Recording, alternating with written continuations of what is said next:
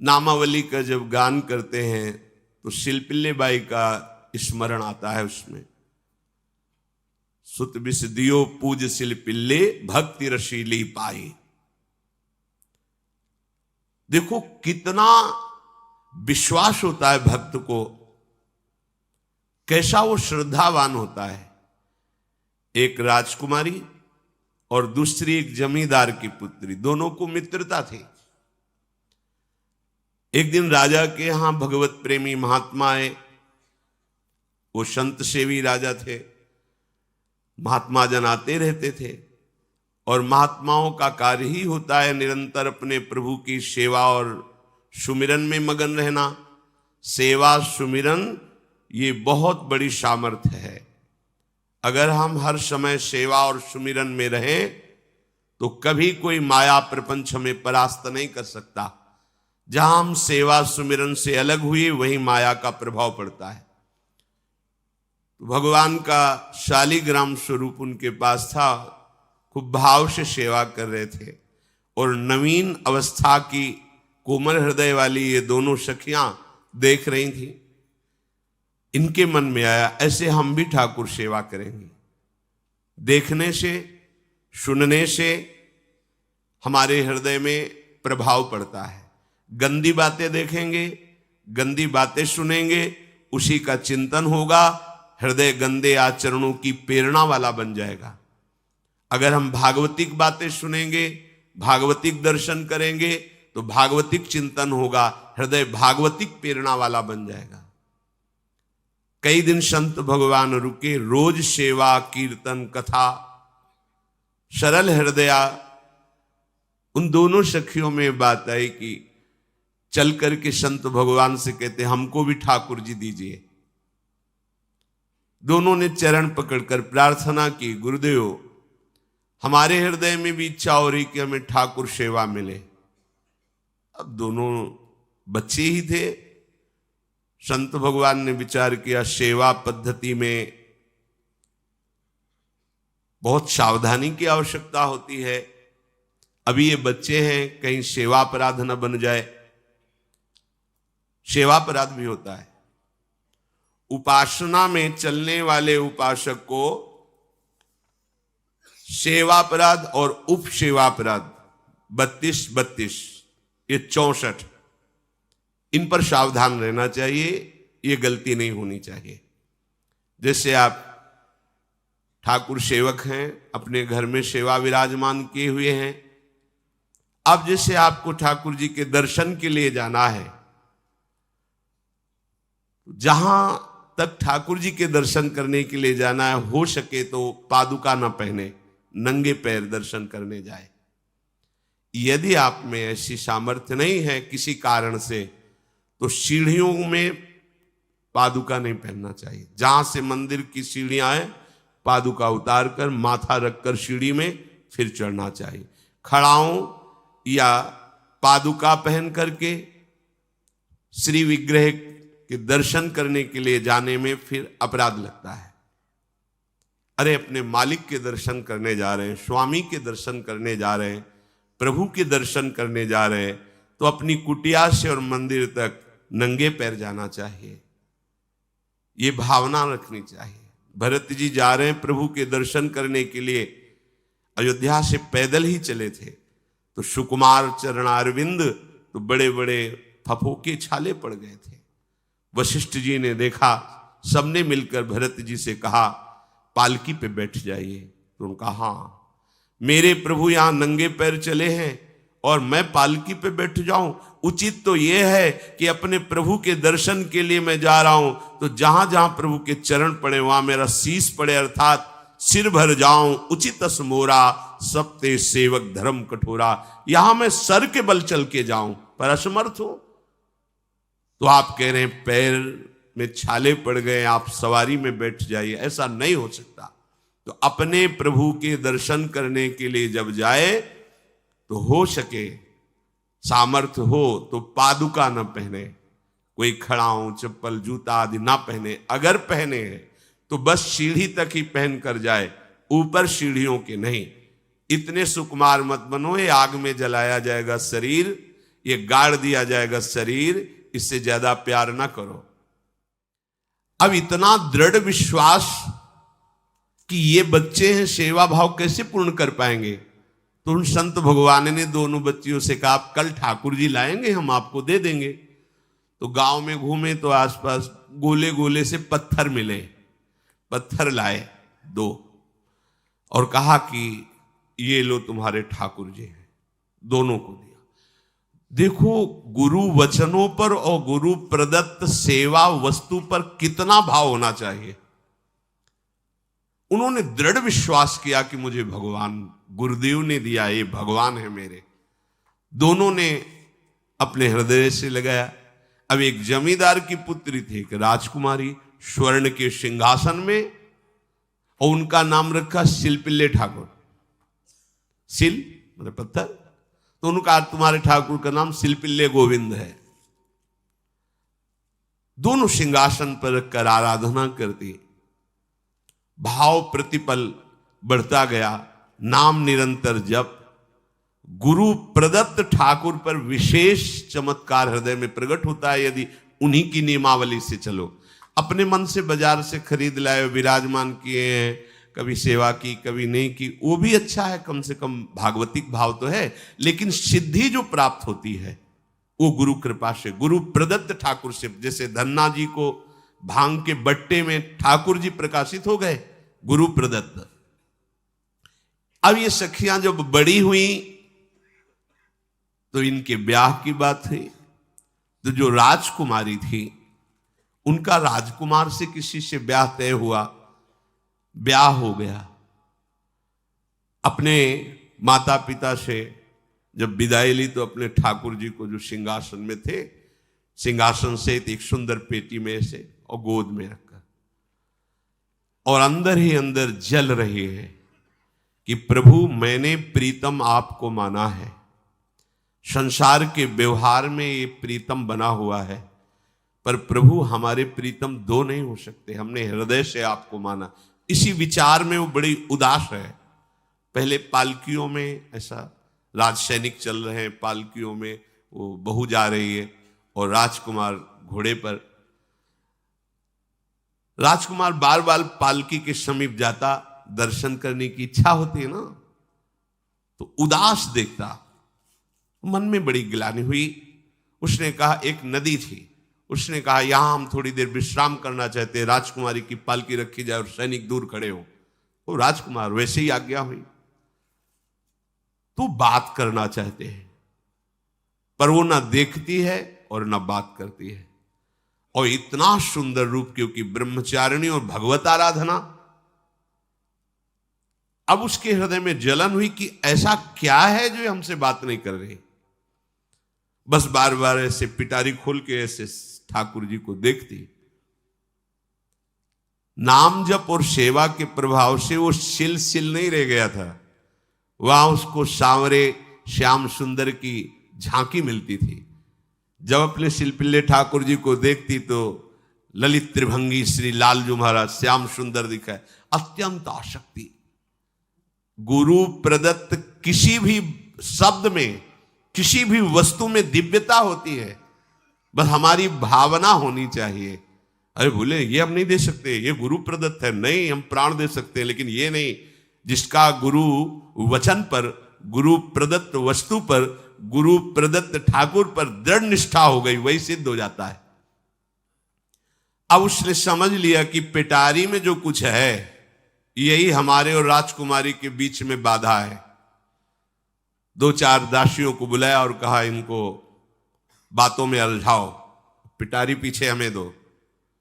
और प्रवीण दासियां उनको विनोद भाषा में, हंसी मजाक में बात, लेकिन वो उदासीन। धीरे से गोद में पेटी थी, ले ली, हम लिए हुए हैं, आप बातचीत में सारा, और पेटी उनको दे दी। राजकुमार ने राजकुमारी से कहा यही पेटी तो हमारे आपके बीच में बात, फेंक दी नदी में। अब तो जो उसके हृदय में पीड़ा हुई, भारी व्याकुलता। अब राजकुमार है, सैनिकों के साथ तुरंत पालकी उठवाई, महल ले गया। पर वो आसक्त है, इतनी सुंदर राजकुमारी, क्योंकि भागवतिक तेज से संपन्न में आकर्षण होता है। राजकुमारी ने कहा, यदि हमारे ठाकुर नहीं तो मैं नहीं। आज से अन्न जल त्याग, प्राण त्याग दूंगी अगर हमारे ठाकुर जी हमारे समीप नहीं तो। आज से अब एक बूंद पा कैसे पिए? अपने ठाकुर को भोग लगा के पाला है और ठाकुर जी फेंक दिए गए। भारी व्याकुलता, जैसे मीरा जी कहते, दृश्य बिन दुख न लागे नैन, न रात में नींद है न दिन में अन्न जल है, व्याकुलता। अब भयभीत हो गया राजकुमार। पूरा महल इस विषाद से हो गया कि अगर नवीन राजकुमारी प्राण त्याग देती है तो क्या होगा लोक समाज में, कि अभी नवीन राजकुमारी गई, ये लोग ऐसे निर्दयी हैं कि ऐसा व्यवहार किया कि उसने प्राण त्याग दिया। राजकुमार घुटने में आ गया। घुटने टेक कर राजकुमारी से कहा, मैं तुम्हें दुखी नहीं करना चाहता, पर मैं तुमको छोड़ भी नहीं सकता। अब हमें आप वो उपाय बताओ जिससे आप मुस्कुरा दो, आप प्रसन्न हो जाओ। तो उनका, हम अपने ठाकुर के बिना जीवित नहीं रह सकती। यदि आप हमें जीवित देखना चाहते तो हमारे ठाकुर जी ला के दो। ठाकुर जी को नदी में फेंक दिया था।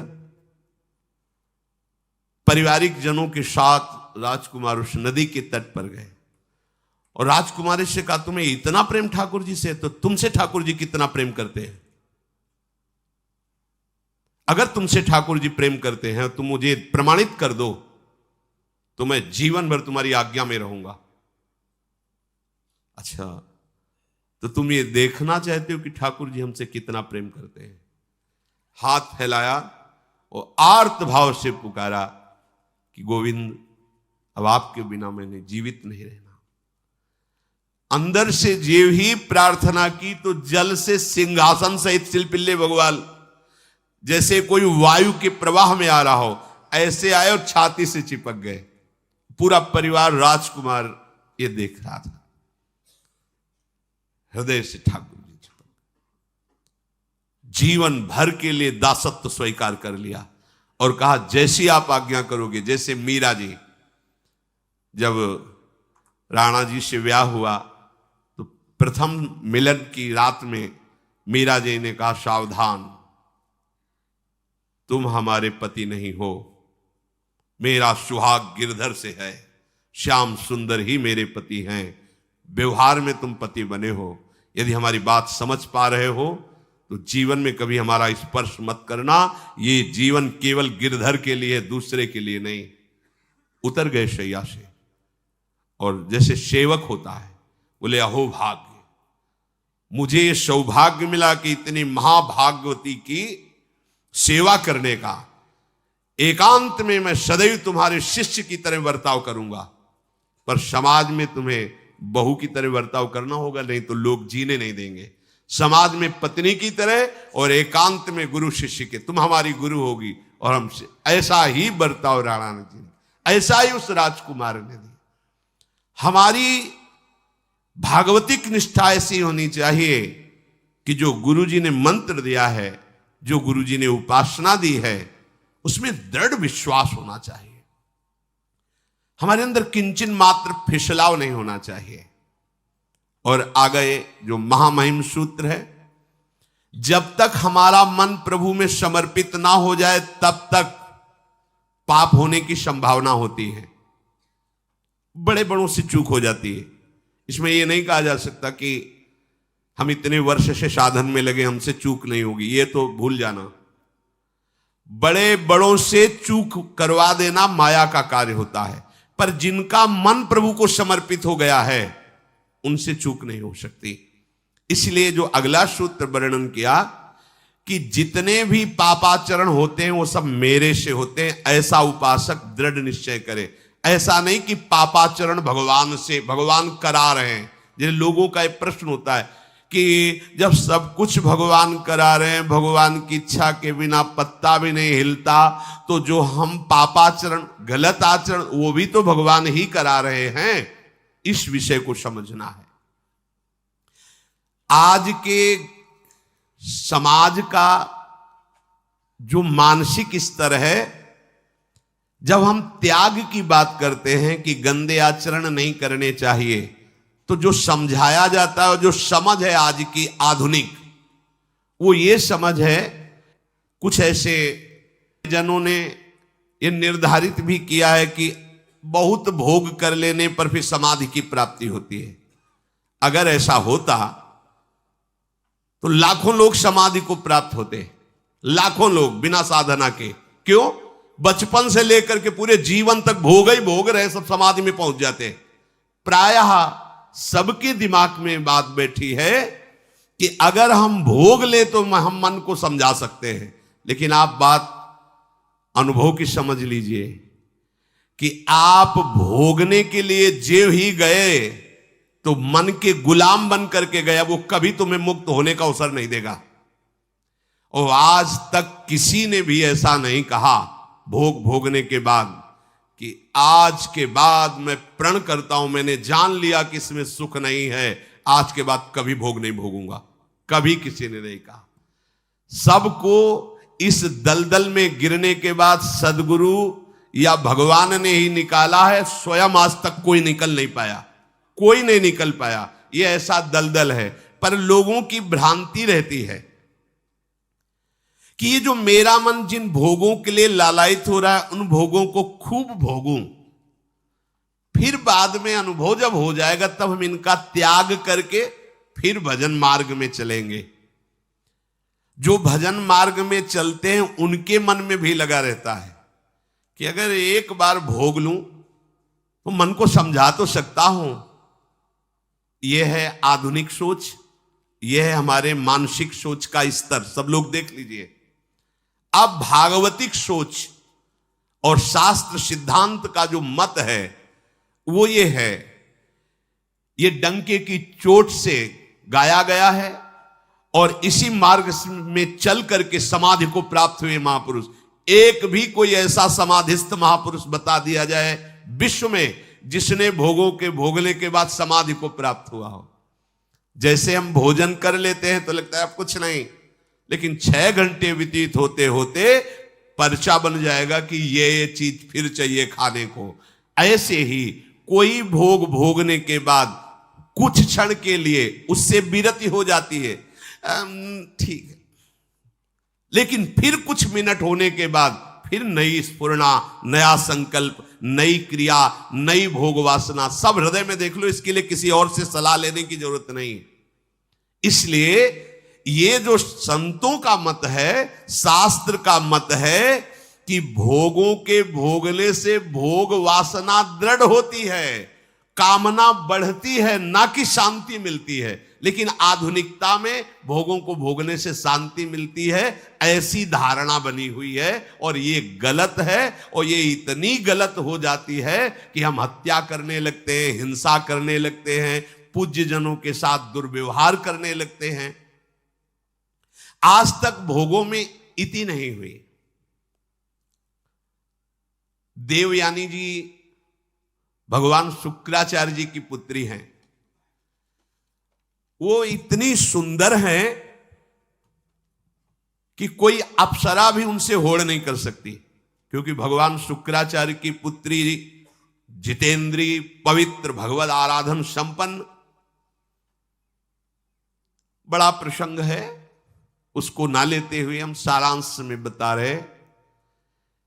वृषपर्वा की पुत्री शर्मिष्ठा, ये असुर राजकुमारी है। दैत्यराज वृषपर्वा, उनकी पुत्री शर्मिष्ठा, और दैत्य गुरु भगवान शुक्राचार्य, उनकी पुत्री देवयानी बड़े समाज के साथ जंगल में गई हुई थी।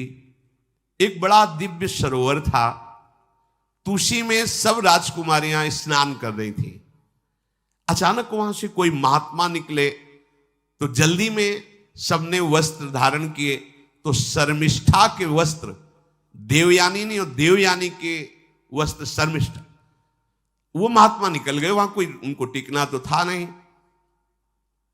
देवयानी ने देखा कि मेरे पवित्र वस्त्र, देवयानी ने वस्त्र धारण नहीं किया शर्मिष्ठा के।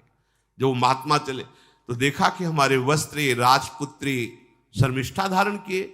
तो उनका, तुझे पता है मेरे वस्त्रों को स्पर्श करने का भी तेरे को अधिकार नहीं, तूने धारण कैसे कर लिया? तो उनका, ज्यादा मत बोल, इतना गुमान करके मत बोल। जैसे सब सेवक पलते हैं मेरे महाराज से, ऐसे तेरा पिता और तू भी मेरे महाराज के द्वारा ही पोषित है, क्योंकि वो तो राजा है, सारी सेवाएं वही देते हैं। ऐसा नहीं बोलना चाहिए, क्योंकि गुरु पुत्री है, आचार्य पुत्री है और सम्माननीय है, पर ऐसा वो बोल गई शर्मिष्ठा। देवयानी ने कहा, तुझे पता है अगर मेरे पिता की दृष्टि बदल जाए तो 2 मिनट में देवता तेरे पिता सहित संपूर्ण राज्य को नष्ट कर देंगे। मेरे पिताजी के भय से ही देवता आक्रमण नहीं कर। शुक्राचार्य मंत्रवेत्ता है। ज्यादा बात बढ़ गई तो राजकुमारी का शासन चलता है। उसने कहा इस गुरुपुत्री को उठाकर कुएं में डाल दिया जाए, और उस समय वस्त्र धारण नहीं की हुई थी, उनको उसी स्थिति में डाल दिया गया और वो चली गई। उसी समय शिकार खेलने के लिए महाराज ययाति चक्रवर्ती सम्राट तो आवाज सुनी। सैनिकों ने बताया कि कोई देवपुत्री है, दिव्य तेज प्रकाशित हो रहा है उनके शरीर से, और दूर से देखा है ऐसा लग रहा है कि शायद वो वस्त्रहीन भी हैं। उन्होंने कहा तुम लोग दूर जाओ, और स्वयं महाराज ययाति गए और उनको तो जब हाथ पकड़ के निकाला और अपने वस्त्र से उनको आवेष्टित किया तो उन्होंने कहा कि हमारी आर्य मर्यादा है, एक बार आपने हमारे शरीर को देख लिया और हमारे हाथ को पकड़ लिया, अब आप हमारे जीवन भर के लिए पति स्वरूप हैं, स्वीकार कीजिए। तो उन्होंने कहा कि देवपुत्री मैं तो आपका परिचय भी नहीं जानता हूं, आप कौन हैं? तो उन्होंने कहा भगवान शुक्राचार्य की पुत्री देवयानी। घुटने पे हो गए तत्काल। उन्होंने कहा इतने बड़े महापुरुष की पुत्री के साथ मैं ब्याह कर सकूं, मेरी सामर्थ्य नहीं, क्योंकि मैं क्षत्रिय कुल में प्रकट हुआ राज परिवार से हूं, और वो तो देवताओं के द्वारा भी वंदनीय है शुक्राचार्य जी। तो उनका आप निश्चिंत रहो, ये विषय मैं संभालूंगी, पर आप मेरे पति हैं, ये स्वीकार कीजिए। बोले यदि शुक्राचार्य जी इस पर राजी हैं तो हम ये बात स्वीकार करते हैं। शुक्राचार्य जी विलंब होने के कारण व्याकुल ही थे। देवयानी जी ययाति जी को लेके गई। बड़ा प्रसंग है, पर उन्होंने कहा जब आप राजी हैं तो हम राजी हैं। शुक्राचार्य जी राजी हुए और वृषपर्वा को सूचना दिया कि मैं तुम्हारे राज्य को त्याग कर जा रहा हूं। वो तो तत्काल आकर चरणों में गिरे, महाराज आपके बिना मेरा अस्तित्व क्या है, आप कैसे राजी हो सकते हो? बोले मेरी पुत्री को दिगंबर करके कुएं में डाल दिया गया, मैं इस अपराध से बिल्कुल तुम्हें माफ नहीं कर सकता। बोले कोई उपाय? तो बोले देवयानी बोले। तो देवयानी ने कहा तुम्हारी पुत्री हमारी दासी होकर चले तो मैं तुम्हें क्षमा कर दूंगी। बोले बिल्कुल ठीक, तथास्तु। पूरे राज्य की रक्षा के लिए राजकुमारी शर्मिष्ठा को देवयानी की दासी भाव में अब महाराज ययाति के महल पे पहुंचे। देवयानी ने कहा कि ये जो दासी भाव में आई हुई हैं ये सर्वांग सुंदरी हैं, और आपका कभी मन उधर चलना भी नहीं चाहिए, अगर चलेगा तो आप हमारे दंड के पात्र बन जाएंगे। स्वीकार कर लिया और बहुत दूर उनके लिए महल का निर्माण करवाया और वो सेवा में आती रही। कुछ समय के बाद जब देवयानी जी के पुत्र हुए तो वन विहार के लिए अपने पुत्रों को लेकर चली, तो उधर शर्मिष्ठा के 2 पुत्र हो चुके थे, इनको पता भी नहीं था, और वो दौड़ कर आए, ययाति को पिताश्री कह करके आलिंगन किया, छोटे छोटे बच्चे। देवयानी ने कहा कि हमने कहा था तुम्हें देखना भी नहीं है, और ये किसके पुत्र हैं? शर्मिष्ठा मुस्कुरा रही थी। देवयानी ने कहा अब तुम्हें दंड देंगी ही देंगी, और चली गई भगवान शुक्राचार्य जी के पास। ययाति भयभीत होकर के गए और शुक्राचार्य से प्रार्थना करे क्षमा कीजिए मुझसे गलती हो गई। और शर्मिष्ठा से ऐसे नहीं मिले। शर्मिष्ठा ने कहा था कि आप जानते हैं कि मैं दासी नहीं हूं, मैं राजकुमारी हूं, ईर्ष्यावश दासी बना करके लाई गई हूं, और मेरी सखी के पति हो इसलिए आप मेरे भी पति हो, मेरा अधिकार है आपसे संतान उत्पन्न करने का, शास्त्रीय सिद्धांत है। शुक्राचार्य जी ने कहा कि जो देवयानी कहेंगी वही हम मानेंगे, क्योंकि मेरी पुत्री है। क्या चाहती हो? तो बोले पुरुषत्व से इनको हीन कर दो। गुस्सा में आके शुक्राचार्य जी ने कहा तथास्तु। उसी समय महाराज ययाति पुरुषत्व से हीन हो गए और वृद्धावस्था छा गई शरीर में। अब ययाति ने कहा अब सुखी रहोगी तुम। तब देवयानी को भी होश आया कि ये तो क्या हमने अपना ही सर्वनाश कर लिया।